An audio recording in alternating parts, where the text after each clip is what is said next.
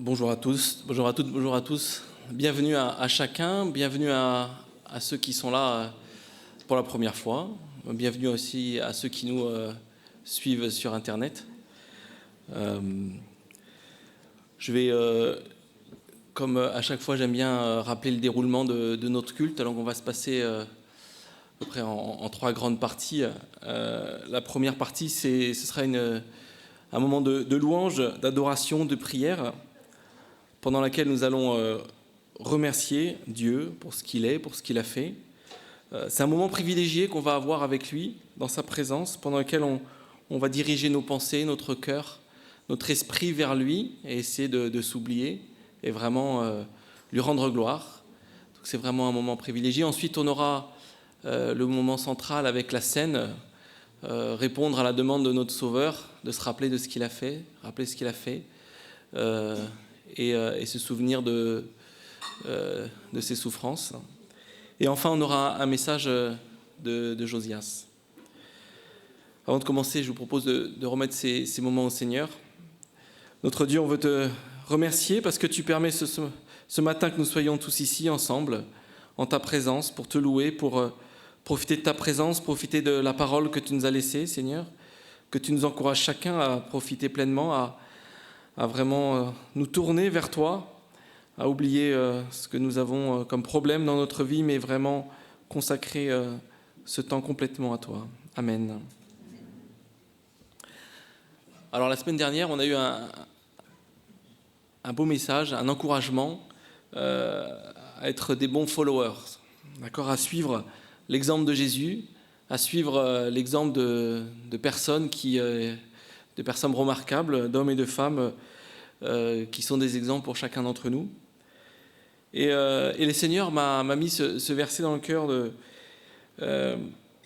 cet encouragement à suivre un exemple de la parole qui a eu un comportement exemplaire et un comportement que nous devons suivre dans notre vie, mais aussi et surtout ce matin. Et je vous propose de lire ce verset de 2 Rois. Avant Josias, il n'y eut aucun roi qui, comme lui, revienne à l'Éternel de tout son cœur, de toute son âme et de toute sa force, en se conformant à toute la loi de Moïse, et après lui, il n'en est pas paru de semblable. Et je vous invite à faire comme ce roi, ce matin, à vous tourner complètement vers l'Éternel, que ce soit le cas ce matin, mais aussi c'est la rentrée, donc que ce soit aussi pour vous et pour chacun d'entre nous une motivation pour cette année qui commence. Et on pourrait démarrer tout de suite en se levant et en chantant ces 2 premiers cantiques, acclamer Dieu et bénir Dieu.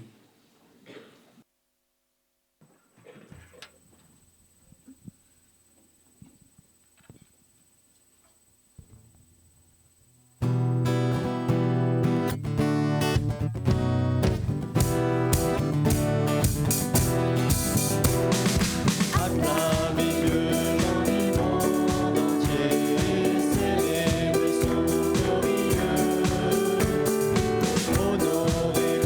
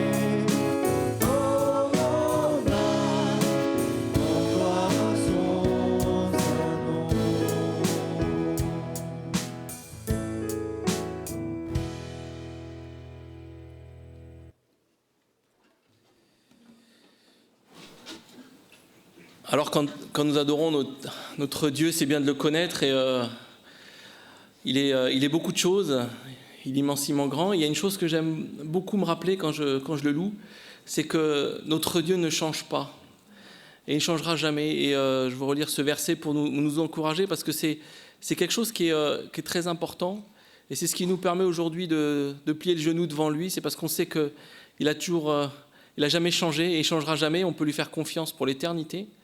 Et c'est vraiment une bénédiction que nous avons d'avoir un Dieu comme ça. Et je vous propose de lire ce verset dans Jacques. « Ne vous y trompez pas, mes frères et sœurs. Tout bienfait et tout don parfait viennent d'en haut. Ils descendent du Père des Lumières, en qui il n'y a ni changement, ni l'ombre d'une variation. » Vraiment, c'est un encouragement pour nous de nous confier en lui, parce que ce qu'il nous a dit dans sa parole, ce sera toujours vrai. Et on peut continuer donc à le remercier, à lui rendre grâce, en chantant ces deux prochains cantiques. Vous vous levez, c'est « Nul n'est comme toi » et « Ébloui ».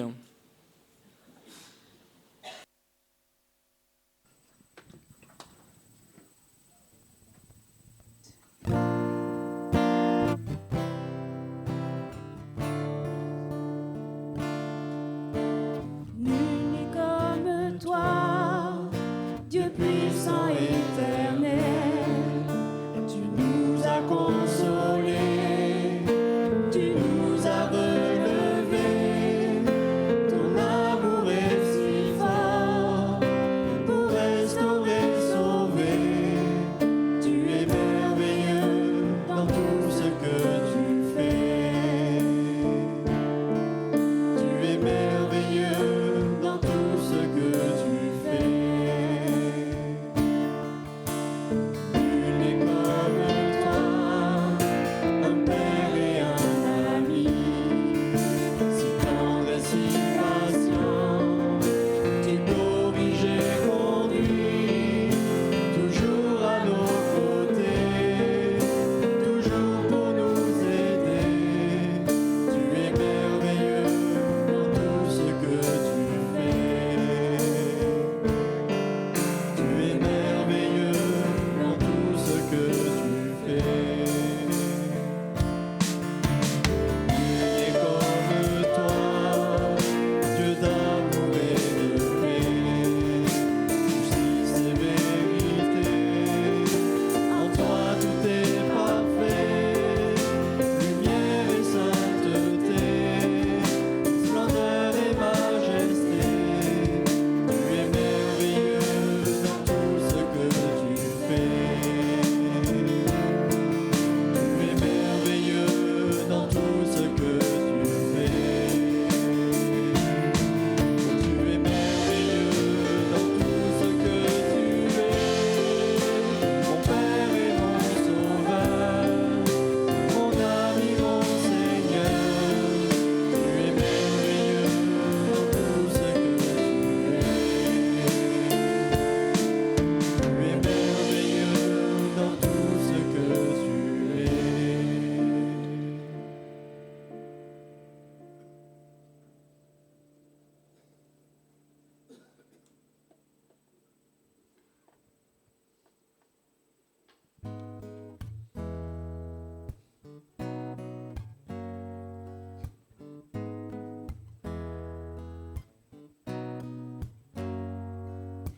Je viens vers toi dans le secret, en ta présence, je veux rester. Tu seras toujours là.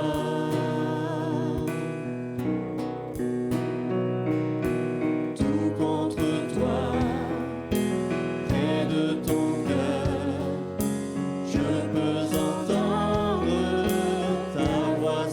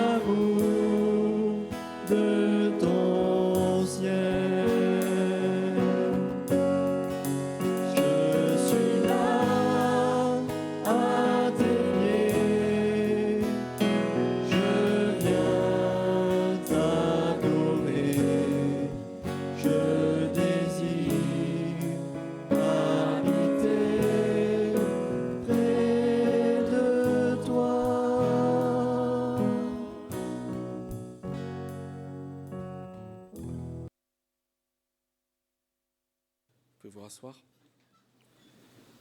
Je propose maintenant de continuer ce moment d'adoration, non plus à travers des chants, mais avec la prière. Et je propose qu'on passe un moment ensemble dans la prière, que chacun se sente libre de s'exprimer. Ce sont des prières d'assemblée, donc essayez de parler fort, de parler clairement pour que chacun puisse profiter et être avec vous dans cette prière. Et je conclurai ces moments.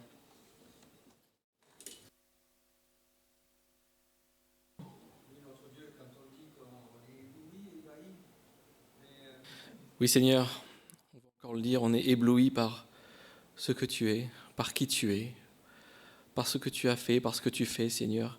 Et comme on vient de le dire, on sait qu'on réalise très peu ce que tu es, et que bientôt, auprès de toi, on verra toute ta grandeur, Seigneur.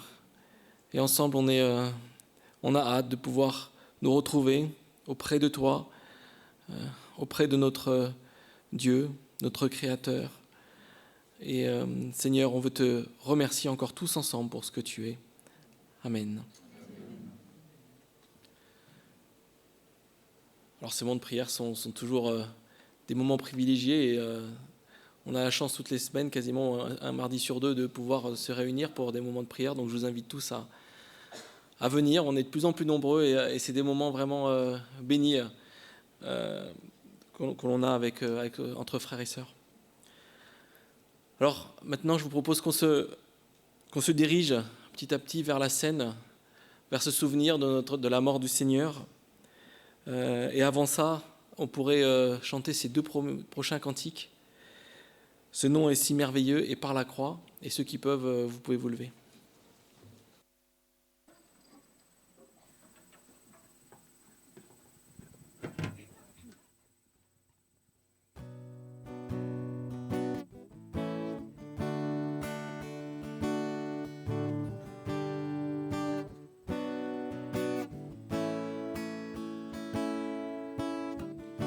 Tu étais là dès la création, Fils unique du Dieu très haut.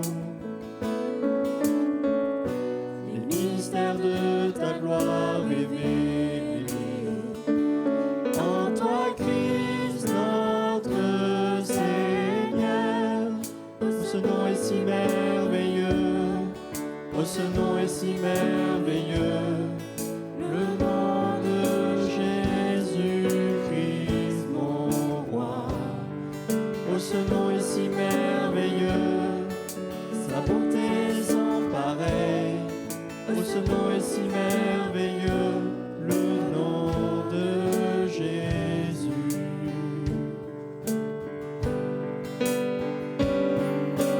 Tu n'as pas voulu les cieux sans nous. Alors Jésus, tu es venu.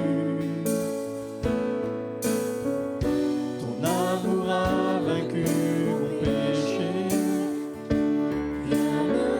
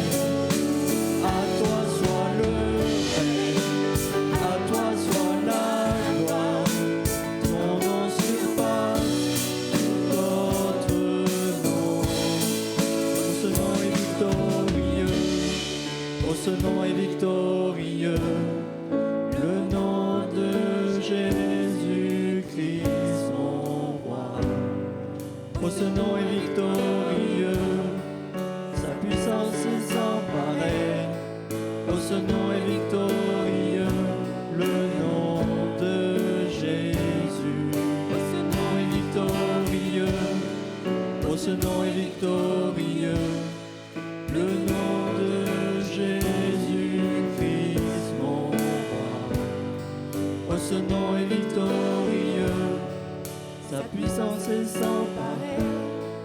Oh, ce nom est victorieux, le nom de Jésus.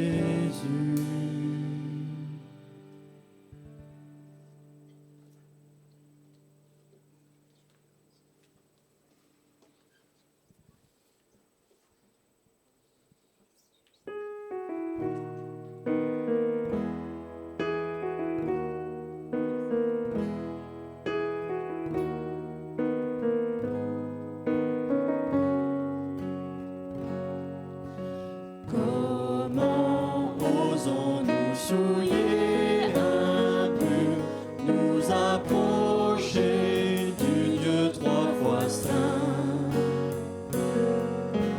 Sa loi exige la perfection.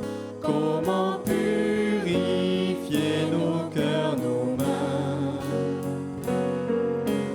Comment pouvons-nous, peuple infidèle, vivre avec Dieu en intimité? Chaque jour nous le déshonorons. Comment nos fautes sont-elles pardonnées? C'est par la croix où il s'est donné, et par son sang qui lave nos péchés, par sa justice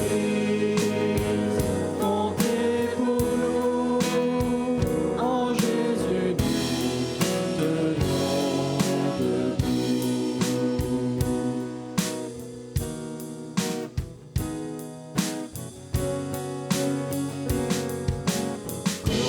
Comment persévérer dans la foi face à nos échecs et nos erreurs?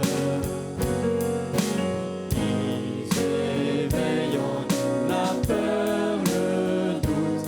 Comment répondre à l'accusateur?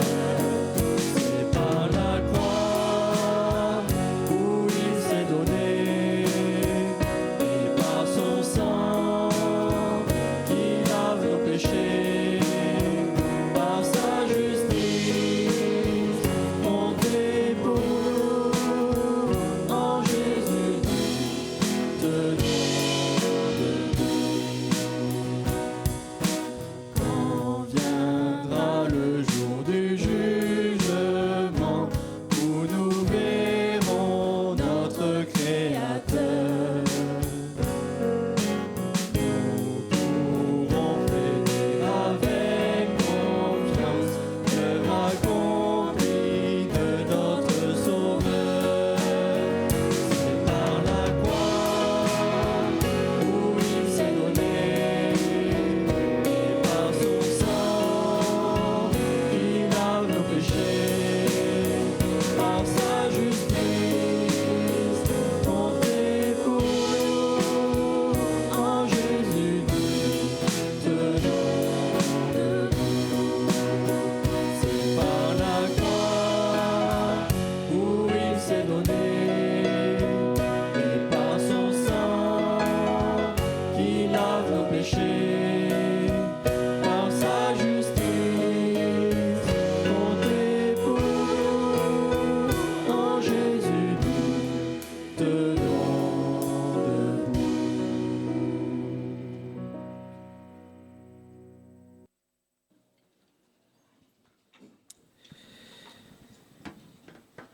Alors avant de prendre la scène, je vais relire quelques versets pour nous souvenir de ce que représente cet acte. J'ai pris les quelques versets écrits par Paul aux Corinthiens, dans Corinthiens 11. En effet, j'ai reçu du Seigneur ce que je vous ai transmis. Le Seigneur Jésus, la nuit où il a été arrêté, a pris du pain. Après avoir remercié Dieu, il a rompu et a dit « Prenez, mangez, ceci est mon corps qui est rompu pour vous. Faites ceci en souvenir de moi. » De même, après le repas, il prit la coupe et a dit « Cette coupe est la nouvelle alliance en mon sang. Faites ceci en souvenir de moi toutes les fois que vous en boirez. En effet, toutes les fois que vous mangez ce pain et que vous buvez cette coupe, vous annoncez la mort du Seigneur jusqu'à ce qu'il vienne. Cet acte de prendre le pain, de prendre le vin a beaucoup de significations. On en a lu quelques-unes. Se souvenir de la mort, du corps de notre Seigneur. Se souvenir aussi de cette alliance, cette nouvelle alliance qu'il a faite avec nous. Et quand on prend le pain, le vin, c'est aussi tout ça dont on se souvient. Et avant de le prendre, je vais lire la suite. Ces avertissements, ces recommandations, qui ne sont pas des règles, des méthodes, mais vraiment des recommandations. C'est pourquoi celui qui mange ce pain ou boit la coupe du Seigneur indignement sera coupable envers le corps et le sang du Seigneur. Que chacun donc s'examine lui-même, et qu'ainsi il mange du pain et boive de la coupe. Car celui qui mange et boit indignement, sans discerner le corps du Seigneur, mange et boit un jugement contre lui-même.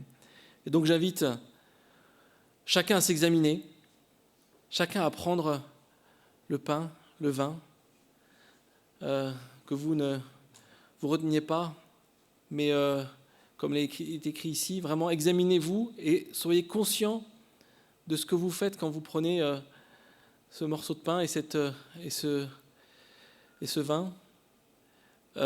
Et chaque personne qui est baptisée, qui a témoigné, je vous invite et qui veut prendre ce repas, je vous invite à vous lever pour faciliter la distribution, et aux 3 personnes que j'ai sollicitées de venir m'aider à distribuer.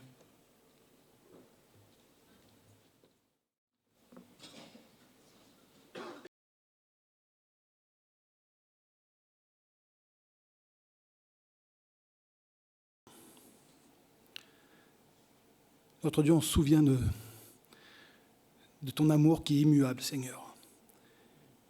Et on se souvient que dans cet amour, tu as renoncé temporairement à la gloire de ton ciel pour venir marcher sur cette terre comme un homme, dans un corps d'homme. Et dans ce corps d'homme, tu as traversé cette vie et tu as multiplié les miracles, les enseignements, et tu allais jusqu'au bout. Et au bout, c'était la croix, Seigneur. Et nous nous souvenons que tu as offert ton corps pour chacun d'entre nous. Alors en ces instants, avec simplicité, nous partageons ce pain. Nous le prenons comme venant de ta main, Seigneur. Et dans nos cœurs, nous t'adorons et nous te remercions. Amen.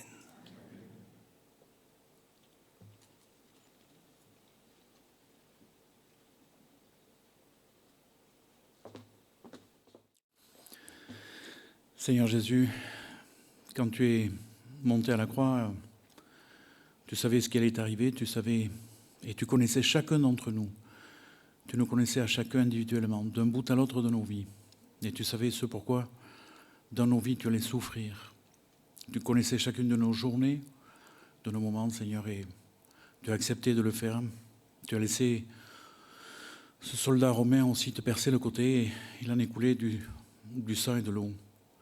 Ce sang que tu nous as donné. Dans le sang et la vie. C'est marqué, Seigneur, dans ta parole. Dans le sang et la vie, et tu as donné ta vie pour nous. Alors, Seigneur, on voit cette main nous donner cette coupe pour nous rappeler de génération en génération jusqu'à ce que tu reviennes. C'est marqué aussi que tu nous as donné ta vie et que tu nous as racheté au prix de ta vie et de ton sang. Alors, on veut prendre cette coupe, Seigneur, en mémoire de ça et jusqu'à ce que tu reviennes. Amen.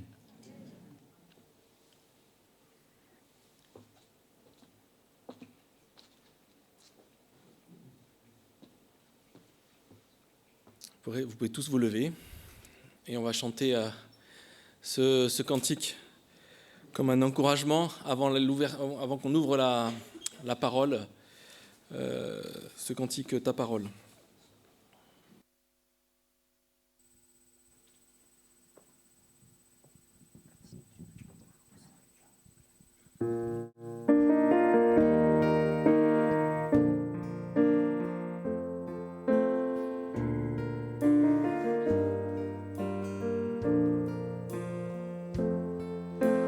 Ta parole portée par l'Esprit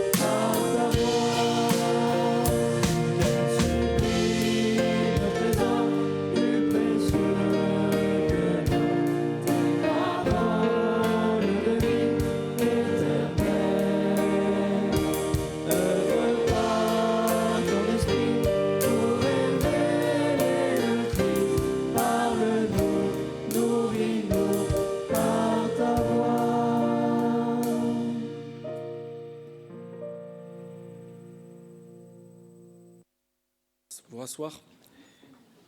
Et avant de laisser la place à Josias, je voudrais continuer cet encouragement à profiter de cette parole qui va être ouverte.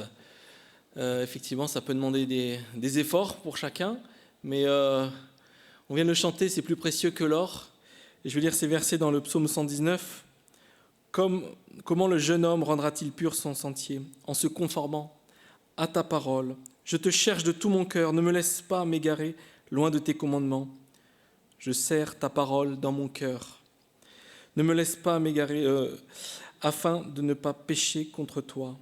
Béni sois-tu, Éternel, enseigne-moi tes prescriptions. De mes lèvres, j'énumère toutes les sentences que tu as prononcées. J'ai autant de joie à suivre tes instructions que si je possédais tous les trésors. Je médite tes décrets. J'ai tes sentiers sous les yeux.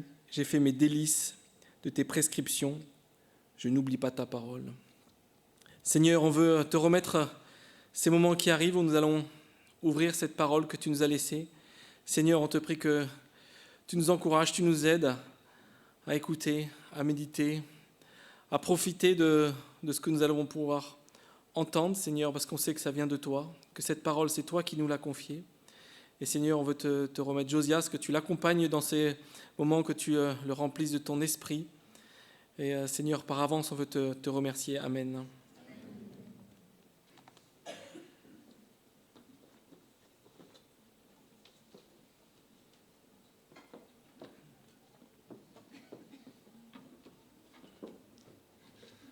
Bonjour à chacun. Si bien je vois des sourires.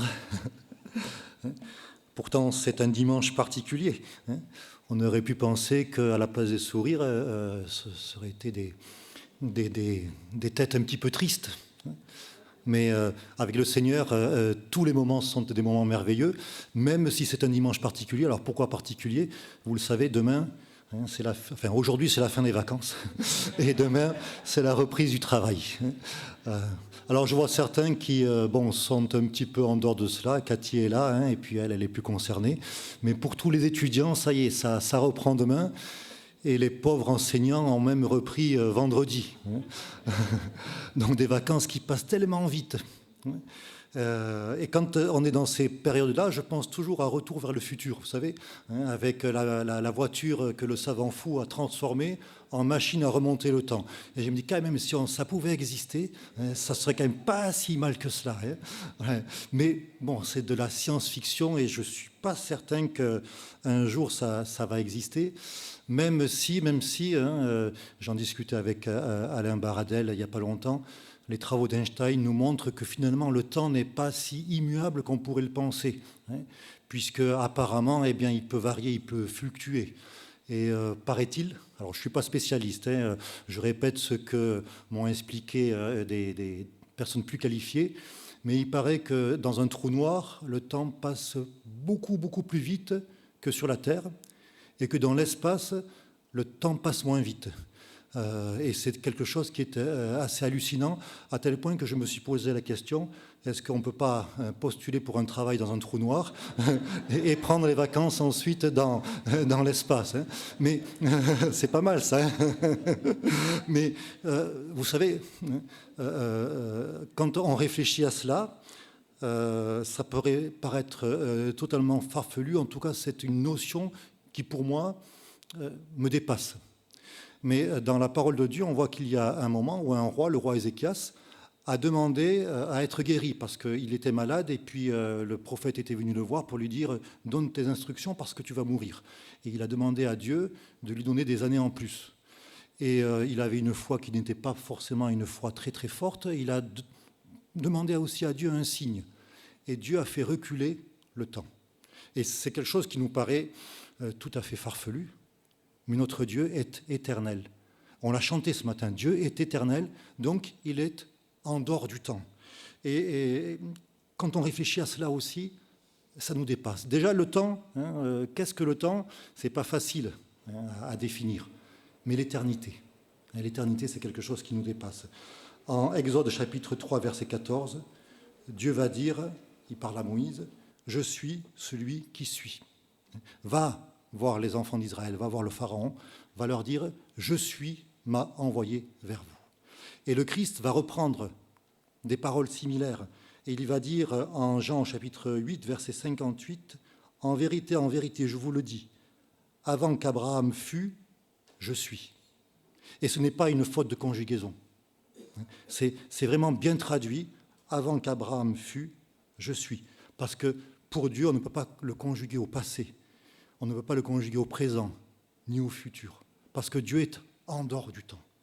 Et l'éternité, c'est vrai que c'est quelque chose qui est hors de notre compréhension.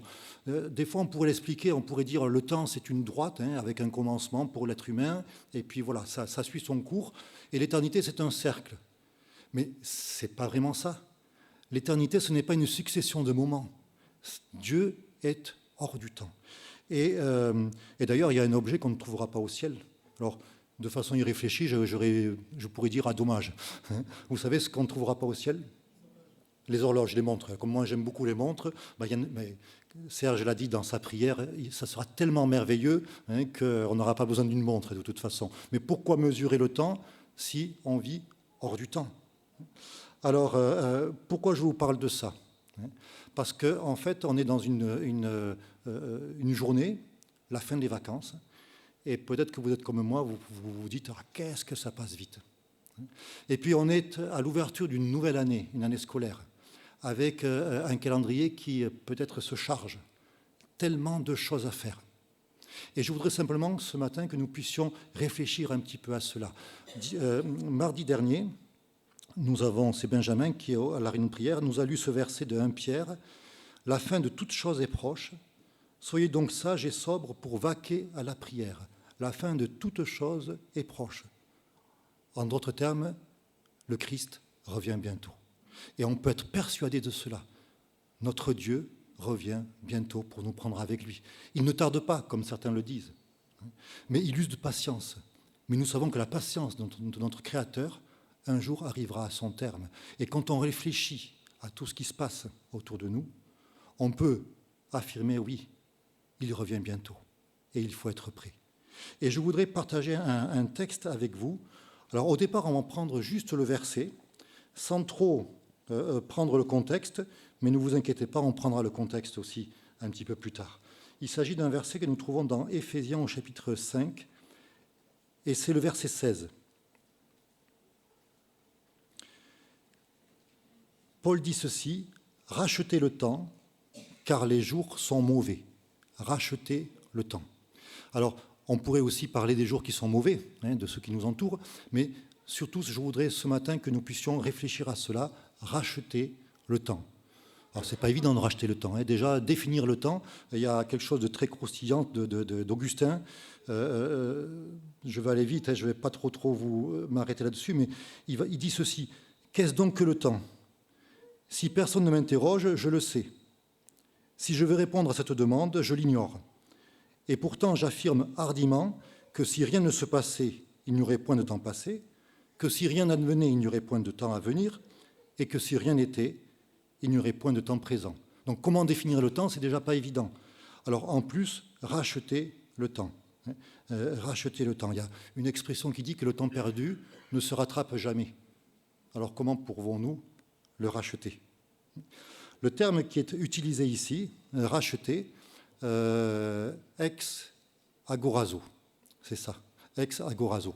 Ex, donc hors, et agora, la place publique, sous-entendu la place du marché, où on vendait les esclaves. Et donc, sortir les esclaves hors de la place publique, hors de la place du marché. C'est un texte que nous pouvons trouver à plusieurs endroits dans la parole de Dieu. On pourrait le traduire par « payer une rançon ». C'est une première signification de ce terme. Mais il y en a une autre qui signifie plutôt « saisir une opportunité ». Et si vous avez une version Darby, il me semble, ou une version Summer, vous n'avez pas racheté le temps, mais vous avez saisissé l'opportunité. Donc, il y a les deux possibilités. Et quand on regarde, si quelqu'un a regardé le contexte immédiat de ce verset, il va dire, mais c'est la deuxième possibilité qu'il faut prendre, saisir l'opportunité et non pas racheter dans le sens de payer une rançon. Oui, sans doute, mais est-ce qu'on peut balayer comme ça d'un revers de la main la première possibilité ? C'est pas sûr, c'est pas sûr. Et je voudrais qu'on puisse déjà un petit peu s'interroger là-dessus. Parce que vous savez, c'est vrai que racheter le temps, c'est impossible. On est tous égaux devant le temps. On a tous 24 heures par jour, plus ou moins remplis, en fonction de nos agendas, mais on est tous égaux. Et quand le temps est passé, on ne peut plus rien changer. Et c'est là que les difficultés commencent à venir. Parce que combien de regrets sur certaines choses qu'on a faites ou qu'on n'a pas au contraire accomplies. Combien de secondes, simples secondes qu'on voudrait tellement revivre pour pouvoir changer beaucoup de choses. Et est-ce qu'il n'y a pas parmi nous, ce matin, quelqu'un qui vit avec ce poids, ce regret de quelque chose qui s'est passé dans sa vie et il sait qu'il n'a pas agi comme il le fallait. Mais c'est trop tard, il ne peut pas changer les choses. Je ne sais pas, alors si vous aimez un petit peu l'histoire, le nom de Gravilo Principe, Gravilo c'est le prénom, Principe c'est le nom, un personnage, ne vous est pas inconnu. Alors, je vous explique, on est le 28 juin 1914 à Sarajevo. Et là, peut-être que certains qui aiment l'histoire commencent à voir de quoi je veux parler. Et cet homme-là, Gravilo Principe, eh bien, il va à Sarajevo avec une arme à feu. Il va trouver l'archiduc, comment s'appelait-il ? Comment ? Ferdinand, merci. François Ferdinand, voilà. Et son épouse. Et il va, avec son arme à feu, assassiner ces deux personnages. C'est juste une fraction de seconde pour chacun. Mais cette fraction de seconde, c'est l'événement marquant qui a déclenché la Première Guerre mondiale, qui a ensuite fait éclater les empires, et notamment l'empire qui a ensuite éclaté et qui a conduit à la formation de l'URSS.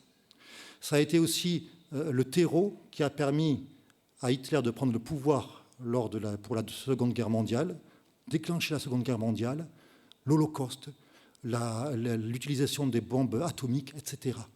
Juste 2 fractions de seconde, mais qui ont changé le cours de l'humanité. Et une fois que ces fractions de seconde étaient passées, on ne pouvait plus rien faire. C'était terminé. Alors, je discutais il y a les 10, 12 jours, je prenais le café chez des voisins qui sont à 500 mètres de chez nous, et puis ils me disaient, le couple là me disait, il nous arrive quelque chose de terrible. Je dis, ah bon? Ben oui. Et elle m'a dit, ma sœur et son mari faisaient du vélo sur une petite route départementale à Setzère, à côté de Morlas, et ils ont été fauchés par un véhicule. Et lui, il a été grièvement blessé, elle est morte sur le coup. Et lui, il est décédé quelques jours plus tard. Et le conducteur n'était pas sous l'emprise de stupéfiants, d'alcool, de médicaments. Il a simplement dit, j'ai eu un tout petit moment d'inattention. Et ça a suffi. Et comme il était dévasté, et les familles aussi sont dans le deuil et dévastées, et combien il voudrait, cet homme, pouvoir revenir et revivre cette seconde. Mais c'est impossible. Et voyez, peut-être qu'on a des fois aussi, sans en arriver jusque-là, mais un mot qu'on va donner et qui fait tellement de mal, qui fait tellement de dégâts. Ou au contraire, une parole qu'on ne donne pas, une parole d'encouragement, une parole de compassion qu'on ne donne pas. Et ce sont des moments qui peut-être après nous pèsent et que l'on voudrait changer, on voudrait racheter le temps, mais cela est tout à fait impossible pour nous. Mais la bonne nouvelle, eh bien, c'est que Jésus-Christ, lui, est celui qui nous a rachetés. Et il nous a rachetés d'une manière qui englobe toutes les facettes de notre vie. Et il est celui qui peut racheter le temps pour nous dans le sens qui peut ôter ce poids qui nous empêche de vivre pleinement. Et Jésus a affirmé à Nicodème, il te faut naître de nouveau. C'est-à-dire que ce n'est pas une restauration, une réparation simplement, mais c'est une nouvelle naissance et qui change tout. Et il y a des paroles, des textes dans la parole de Dieu qui nous parlent de cela. Paul va dire aux Colossiens, il nous faut revêtir l'homme nouveau. Et le terme qui est utilisé veut vraiment dire quelque chose de neuf. Voilà, quelque chose de neuf. Vous avez une vieille voiture, vous réparez le moteur, ce sont les freins qui lâchent, vous réparez les freins, c'est la boîte de vitesse, et vous n'en finissez pas. Vous achetez une voiture neuve et ça y est, tout va bien. Eh bien, c'est ce que le Christ veut faire dans nos vies. Et ce rachat est complet, et ce rachat veut aussi ôter ce poids, cette culpabilité. Et Paul l'a vécu. Paul l'a vécu. Paul, avant, c'était Saul. Et il persécutait les chrétiens. Il va dire, j'ai persécuté l'Église de Jésus-Christ. Il va dire, j'ai persécuté Jésus-Christ lui-même. Mais ensuite, quand il a accepté le Seigneur, lorsqu'il est né de nouveau, tout a changé pour lui. Et ce poids, cette culpabilité, eh bien, elle avait été ôtée. Non pas qu'il minimisait ce qu'il avait fait, au contraire. Il l'appréhendait avec beaucoup plus une sensibilité accrue, tout ce qu'il avait pu faire. Mais le Christ avait ôté cette culpabilité. Il va dire en 2 Corinthiens 5, 17, « Si quelqu'un est en Christ, il est une nouvelle créature, aux créations. Les choses anciennes sont passées, voici, toutes choses sont devenues nouvelles. » Donc, malgré tout, vous voyez, cette première possibilité, racheter le temps en tant que donner une rançon, eh bien, c'est quelque chose qui est là aussi et qui est important pour nous. Et on verra, le contexte général de cet épître nous en parle. Mais la deuxième possibilité, saisir une opportunité.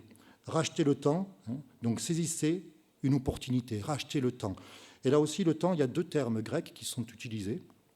Le premier terme, c'est chronos, chronographe, chronomètre. Voilà. L'idée du temps qui passe, du rendement. C'est le patron qui va voir son ouvrier qui lui dit ah, là, il faut y aller, il faut bombarder là parce que le temps est passé, il faut finir le chantier. Voilà. C'est vraiment le rendement. Et puis il y a un autre terme qui est utilisé, c'est le terme kairos. Et c'est plus le contenu du temps qui passe. Ce que nous pouvons faire avec ce temps qui passe, et c'est ce qui est utilisé ici. Je vous donne un exemple, en Galates chapitre 6, verset 10. « Pendant que nous en avons l'occasion, kairos, pratiquons le bien envers tous. » Ou encore en 2 Corinthiens 6, 2, « Au temps favorable, au kairos favorable, je t'ai exaucé, au jour du salut, je t'ai secouru. » Voilà. Et là, je vous propose de lire le contexte immédiat de ce passage d'Éphésiens, donc, chapitre 16, verset 5. Je prends à partir du verset 15. On pourrait lire beaucoup plus, ça prendrait beaucoup de temps, mais juste quelques versets pour bien comprendre le contexte. Verset 15. « Prenez donc garde afin de vous conduire avec circonspection, non comme des insensés, mais comme des sages. Rachetez le temps, car les jours sont mauvais. C'est pourquoi ne soyez pas inconsidérés, mais comprenez quelle est la volonté du Seigneur. Ne vous enivrez pas de vin, c'est de la débauche. Soyez au contraire remplis de l'esprit. Entretenez-vous par des psaumes, par des hymnes, par des cantiques spirituels, etc., etc. Et donc, voilà, les occasions, saisir toutes les occasions qui se présentent à nous. Je voudrais vous lire aussi, dans ce contexte-là, d'autres versets que nous prenons au chapitre 5, le verset 3, « Que la débauche, ni aucune impureté, ni la cupidité ne soient pas même nommées parmi vous, ainsi qu'il convient à des saints. » Et on va trouver ce genre de paroles, je voudrais aller plus vite, mais dans tout ce contexte immédiat. Tellement de conseils pratico-pratiques, on va dire, pour que dans notre quotidien, eh bien, nous puissions, oui, eh bien, marcher selon ce que le Seigneur nous demande. Et c'est vraiment quelque chose que je vous encourage à étudier, à regarder, et vraiment à demander au Seigneur, eh bien, de nous permettre de nous examiner, d'examiner nos vies par rapport à tout ce qui nous est demandé ici. Mais il y a un mais. Il y a un mais. Je prends juste le verset 4 que je viens de vous lire, je vous le redonne, qu'on n'entende ni parole grossière. Je m'arrête juste là. Peut-être que certains d'entre nous ont vécu dans une famille où tout petit, eh bien, ils ont entendu un langage châtié, et pour eux c'est normal. Et d'autres au contraire, eh bien, n'ont jamais entendu cela. Et quelque part là, il y a une difficulté. Parce que celui qui a toujours baigné là-dedans, eh bien, ça va sortir tout naturellement. Et il va essayer de faire des efforts, et puis peut-être qu'il va être découragé parce qu'il ne va pas y arriver. Et il va dire, oui, mais moi, j'ai toujours entendu cela. Hein. Ou alors, si vous vous arrivez par exemple dans un pays, vous ne connaissez pas la langue, quels sont les mots que vous apprenez en premier? Toutes les grossièretés. Voilà. Et après, quelqu'un vous dit, mais tu sais ça, il ne faut pas le dire. Hein. Voilà. Mais je ne le savais pas. Hein. Donc, comment faire? Et est-ce que finalement, si on prend tous ces préceptes, tous ces commandements qui sont tellement précieux, est-ce que ça ne va pas nous conduire au découragement? Parce qu'on va essayer de les suivre, hein, avec beaucoup de sincérité. Mais peut-être qu'on va être obligé à un moment de dire eh bien, j'y arrive pas. J'y arrive pas, c'est quelque chose qui est hors de ma portée. Ou alors, on va peut-être avoir ce mauvais réflexe, et c'est encore pire, de regarder autour de nous et de se dire bon, moi, j'y arrive pas, mais lui, il est pire que moi. Et donc finalement, Seigneur, je te remercie que je ne suis pas comme les autres hommes. Et finalement, c'est l'orgueil qui est développé. Et c'est pour ça qu'on a besoin de prendre le contexte encore plus général de cette lettre. Et on a besoin d'étudier les 3 premiers chapitres. Parce que tous ces préceptes commencent avec le chapitre 4 où Paul dit « Je vous exhorte donc ». Donc il y a un lien avec ce qui a été dit auparavant. Je vous exhorte donc à marcher d'une manière digne du Seigneur, et il détaille après tous ses commandements. Mais qu'est-ce qu'il va dire auparavant? Et ça, c'est vraiment la base. Et là, nous retournons sur la première explication de racheter le temps. Qu'est-ce qu'il va dire? Il va dire que nous étions morts par nature, que nous étions plongés dans nos fautes. Paul va dire, vous étiez sans espérance et sans Dieu dans le monde. Vous étiez des enfants de colère comme les autres, strictement au même niveau. Donc, pas la peine de penser, de chercher des choses qui pourraient être meilleures. Non, vous étiez comme les autres. Mais il va dire, mais voilà, Dieu qui est riche en miséricorde, vous qui étiez morts dans vos offenses, Dieu vous a rachetés. Dieu vous a rachetés. Et ça, c'est la base. Ça, c'est la base qui nous permet après de vivre une vie comme Dieu veut. Et il va détailler la richesse de ce rachat, et qui nous a conduits hors de la place du marché. Et au chapitre 2, versets 5 et 6, il nous dit que nous sommes ressuscités avec Christ et que nous sommes assis en Christ dans les lieux célestes. Ce sont des réalités pour chacun des enfants de Dieu. Ce sont des réalités que nous avons besoin de nous approprier pour pouvoir après marcher comme lui veut que nous marchions, pour pouvoir saisir toutes les opportunités. Et juste encore quelques versets que je voudrais vous donner dans le chapitre 2. Il s'agit des versets 8 à 10. Et ça, c'est vraiment important. Il résume bien tous ces premiers chapitres. C'est par la grâce que vous êtes sauvés, par le moyen de la foi. Et cela ne vient pas de vous, c'est le don de Dieu. Ce n'est point par les œuvres afin que personne ne se glorifie, car nous sommes son ouvrage. Et donc il va répéter, ce n'est pas par les œuvres, c'est le don de Dieu, c'est l'œuvre de Dieu. Donc vous, pour ça, vous n'avez pu rien faire. Et il va continuer, nous avons été créés en Jésus-Christ pour de bonnes œuvres que Dieu a préparées d'avance afin que nous les pratiquions. Voilà, nous avons été rachetés dans le sens de donner une rançon, payer une rançon, pour pouvoir racheter le temps, saisir les opportunités.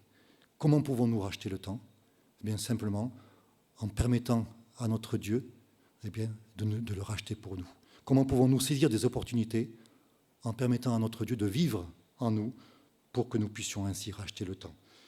Je vous donne un petit exemple qui est un exemple concret de cette transformation que Dieu peut faire dans les vies et qui va se poursuivre tout au long de notre vie avec le Seigneur. C'est l'exemple de Corrie ten Boom. Vous connaissez Corrie ten Boom, cette chrétienne hollandaise qui, pendant la Deuxième Guerre mondiale, avec sa famille, son père et sa sœur, ont caché des Juifs dans leur maison en Hollande. Et puis ils ont été arrêtés, ils ont été déportés. Elle a vu son père partir, elle n'a plus jamais revu son père. Il était amené dans un camp. Et elle, sa sœur et elle sont partis dans le camp de Ravensbrück. Et là, elles ont connu l'horreur, elles ont connu tellement de souffrances, mais elles ont connu aussi le secours de Dieu. Et sa sœur, Betsy, a continué vraiment à prier, à se rappeler des versets de la Bible qu'elle avait appris par cœur. Elles ont commencé ensemble à monter des réunions clandestines. Des personnes, d'autres femmes prisonnières ont pu se joindre à elles, se donner au Seigneur. Et il y a eu ainsi une petite église qui s'est formée dans ce camp. Mais sa sœur avait une santé fragile et sa santé déclinait de jour en jour. Et quelque temps juste avant la libération, sa sœur est décédée.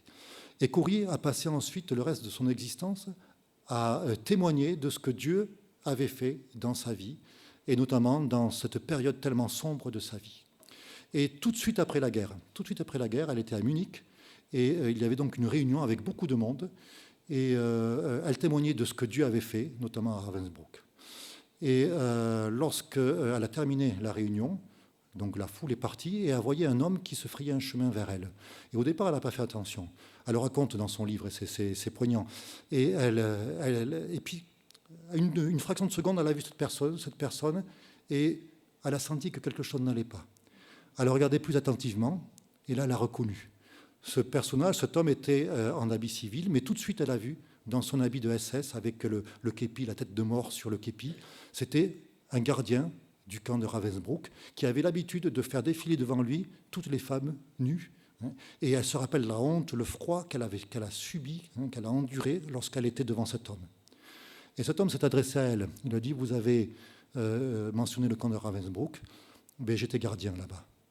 Et je me suis converti. Et je sais que le Seigneur m'a pardonné. Mais je voudrais que vous aussi, vous puissiez me pardonner. Et il lui a tendu la main. Et la première chose que l'on peut dire, c'est que cet homme, cet ancien nazi, il rachetait le temps. Il saisissait les opportunités pour faire ce que Dieu lui demandait de faire, même si c'était sans doute pas facile d'avouer les atrocités qu'il avait commises. Mais il y a autre chose aussi. Et pour qu'on puisse bien, alors c'est moins 10, je vais essayer d'aller assez vite, mais pour qu'on puisse bien comprendre le combat qui s'est déroulé dans le cœur de Corrie, puisque c'était juste après la sortie de la guerre, il y a peu de temps en arrière, le 27 août, dans un petit village de Lorraine qui s'appelle Pexonne, il y a eu une commémoration qui se déroule chaque année depuis quelque temps, parce que le 27 août 1944, il y a eu une déportation dans ce village, et un capitaine SS avec ses troupes a donc déporté toute une partie de la population. Et certains ne sont pas revenus, ils sont morts. Et ce capitaine, je ne sais pas si... Oui, Erich Wenger. Voilà. Et cet homme donc a déporté une partie de la population, et donc ce jour-là est commémoré. Et cette année, eh bien, des petits-enfants de ce SS ont demandé s'ils pouvaient participer à cette cérémonie. Et ils sont venus donc à cette cérémonie. Donc 79 ans après que les faits se soient déroulés. Et des personnes, soit descendants de ceux qui ont été déportés, soit pour une dame, elle était toute enfant lorsque ça s'est produit, n'ont pas pu assister. Et cette dame disait, mais moi, je ne peux pas pardonner. C'est vrai, c'est 79 ans plus tard, mais je ne peux pas pardonner. Et Corrie ten Boom, c'était juste après. Et elle va témoigner. Elle va dire, la main se tendait à nouveau vers moi, je vous lis. Immobile, je me tenais là, debout, figé, sans un geste, sans une parole. Je ne pouvais pas prendre cette main, moi qui pourtant avais tant besoin tous les jours du pardon de Dieu. C'était impossible. Ma sœur Betsy était morte dans ce camp. Est-ce qu'il pouvait lui effacer, par cette simple démarche, sa lente et terrible agonie? Et j'étais face à cet homme, j'étais totalement paralysé, le cœur serré dans un étau de glace. Simplement, le pardon, ce n'est pas une affaire de sentiment. Et ça, je le savais aussi. Et en silence, je priais. J'appelais le Seigneur, Seigneur Jésus, secours-moi. Je veux bien m'en sortir ma main, mais c'est toi qui dois le faire. Et donc, lentement, et comme si j'étais de bois, j'ai sorti ma main et je l'ai placée dans la main de cet homme. Et elle va dire, à ce moment-là, il se passa quelque chose d'extraordinaire et je lui dis, je vous pardonne, mon frère, je vous pardonne de tout mon cœur. Nous sommes restés longtemps ainsi, ma main dans la sienne, moi l'ancienne prisonnière, lui l'ancien gardien de Ravensbrück. Je n'ai jamais connu dans ma vie l'amour de Dieu d'une façon aussi intense qu'à cet instant-là. Vous voyez, plutôt que de rester prisonnière de sa haine, Corrie ten Boom a choisi de racheter le temps. Mais elle ne pouvait pas le faire par elle-même. Elle dit que c'était impossible, c'était hors de sa portée. Mais c'est simplement l'Esprit de Dieu qui, agissant en elle, lui a permis d'accomplir cela. Et ce que je voudrais vraiment que nous puissions nous rappeler, c'est que oui, racheter le temps avec cette année qui s'ouvre devant nous, cette année scolaire, mais ça ne sera possible qu'en étant proche de notre Seigneur Jésus-Christ. Et concrètement, comment je peux le faire? Comment je peux faire cela? Alors, si je reviens à la notion de temps, de définition tellement difficile, à la notion de l'éternité aussi. La définition de l'éternité, c'est pas évident. Heureusement que la parole de Dieu est là. Et que Dieu nous donne des définitions de l'éternité. Et il y en a une que je voudrais vous donner ce matin et qu'il faudrait vraiment que nous puissions retenir parce qu'elle est capitale. C'est Jésus qui va parler et qui va dire, dans Jean chapitre 17, verset 3, c'est quoi la vie éternelle? Or, la vie éternelle, c'est qu'ils te connaissent, toi, le seul vrai Dieu, et celui que tu as envoyé, Jésus-Christ. C'est quoi la vie éternelle? C'est de connaître Jésus-Christ. Comment pouvons-nous racheter le temps? Eh bien, en connaissant Jésus-Christ et en étant toujours plus intime avec Jésus-Christ. Il ne s'agit pas de faire des efforts, mais simplement de nous réfugier dans les bras d'amour de Jésus-Christ. Ça, c'est la base. Là, notre proximité avec Dieu. Nous voulons vraiment être attentifs à toutes ces exhortations qui nous sont données à partir du chapitre 4. C'est possible. Ce n'est pas hors de notre portée, parce que nous sommes en Christ. Et parce que nous sommes en Christ, eh bien, c'est lui qui veut faire les choses à notre place. Et simplement pour conclure, une petite illustration que je voudrais vous donner, que j'ai entendue dans un message. On est en Inde. Et il y a un jeune garçon qui gagne sa vie en chassant. Il va chasser des oiseaux. Et il chasse non pas avec un fusil, mais avec une fronde. Et alors il a l'habitude le matin de se lever de bonne heure et d'aller dans une rivière pour ramasser des pierres. Il les choisit bien, assez rondes, d'une certaine taille, pour pouvoir après aller chasser. Et ensuite, il va vendre ses oiseaux. Et ce matin-là, dans la rivière, il voit des pierres qui sont vraiment la taille adéquate et puis magnifiques. Et donc, il les prend toutes. Et puis il part chasser, et la chasse est spectaculaire.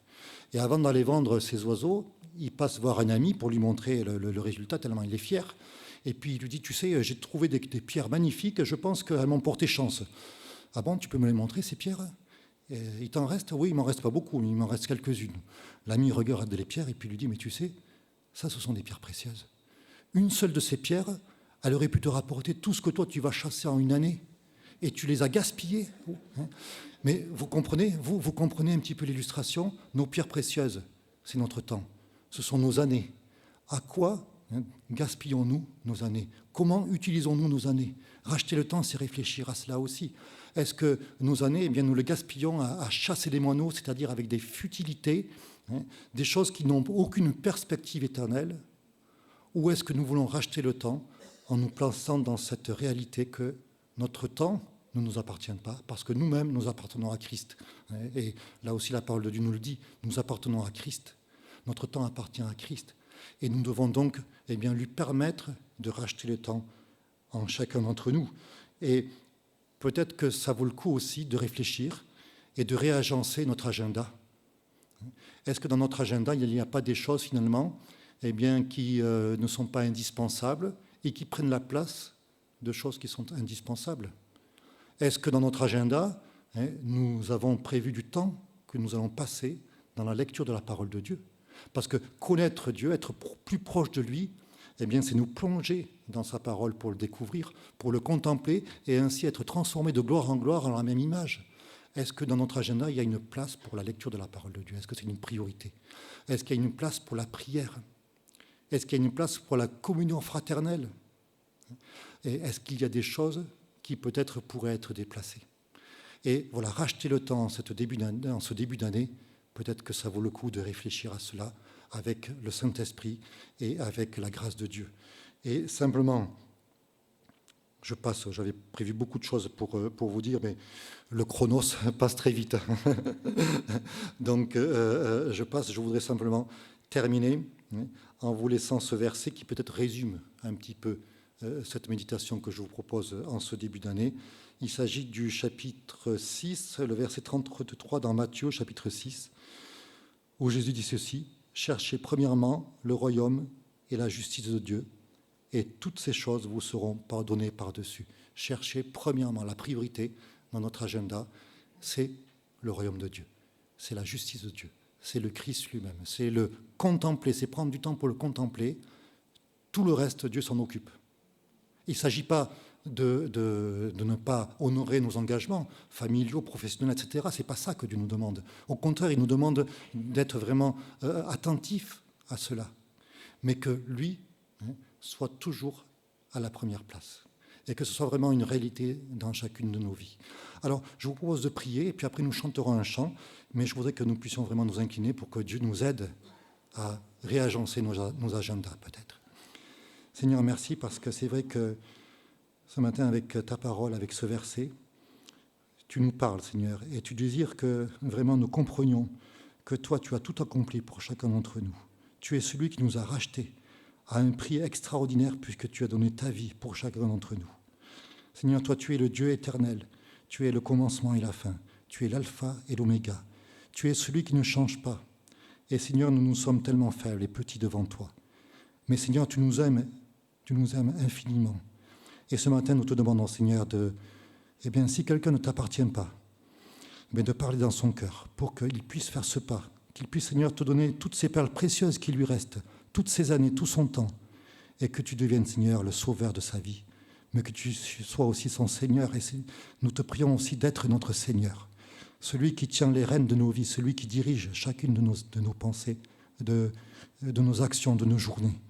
Seigneur, vraiment, prends tout à fait le commandement de nos vies. Sois notre Seigneur, dans notre vie quotidienne, personnelle, mais aussi dans notre vie d'église. Nous voulons que tu sois à la première place et que tu sois vraiment celui qui dirige toutes choses.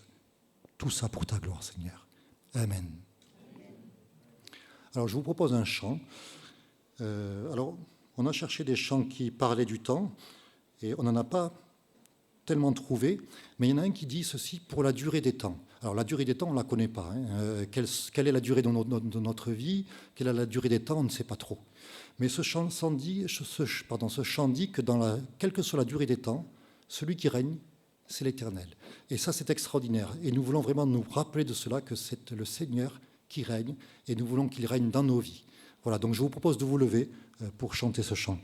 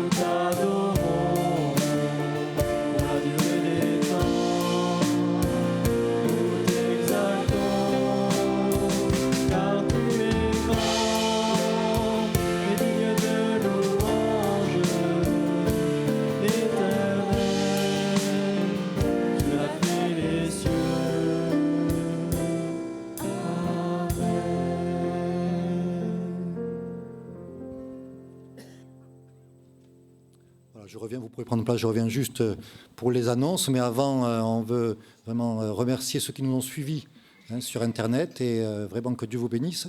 Et juste, si vous voulez prendre contact avec nous, eh bien, visitez le site de l'Église. Il y a